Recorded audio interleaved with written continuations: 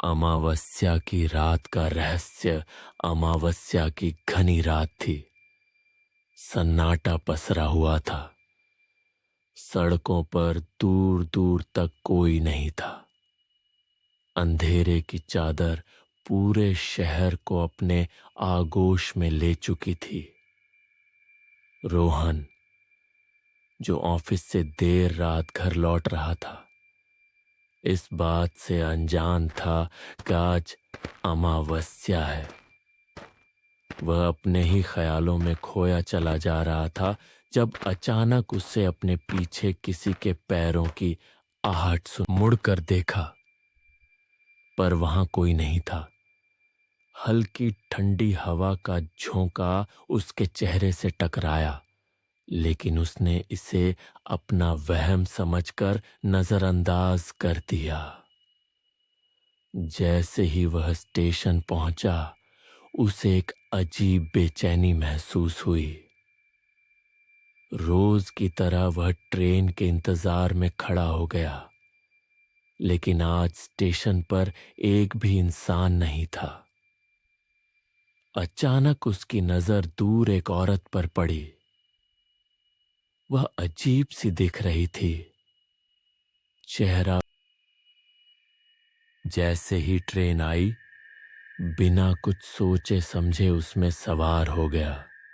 लेकिन ट्रेन के अंदर का नजारा और भी अजीब था। पूरी ट्रेन खाली थी। एक भी यात्री नहीं था। डर के मारे उसने अपनी सीट बदल ली और थकान से उसकी आंखें झपक गईं। कुछ देर बाद जब उसने आंखें खोलीं तो उसकी रूह कांप गई। वही औरत अब उसकी बगल में बैठी थी, मुस्कुरा रही थी। उसका चेहरा पहले से भी ज्यादा डरावना लग रहा था। रोहन चीखते हुए उठ खड़ा हुआ, लेकिन अचानक सब कुछ धुंधला पड़ने लगा।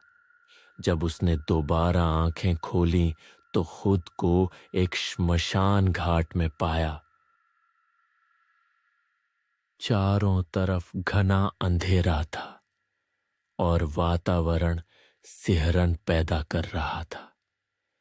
घबराकर उसने इधर उधर देखा, लेकिन वहां कोई नहीं था।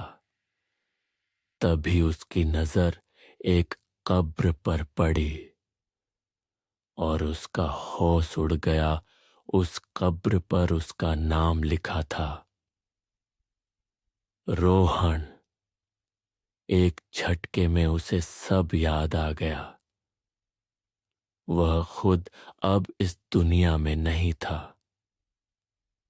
वह भी एक भटकती आत्मा बन चुका था, जो हर अमावस्या की रात और भी शक्तिशाली हो जाती थी और अब किसी और को इस अंधेरे रहस्य का हिस्सा बनाने के लिए तैयार था।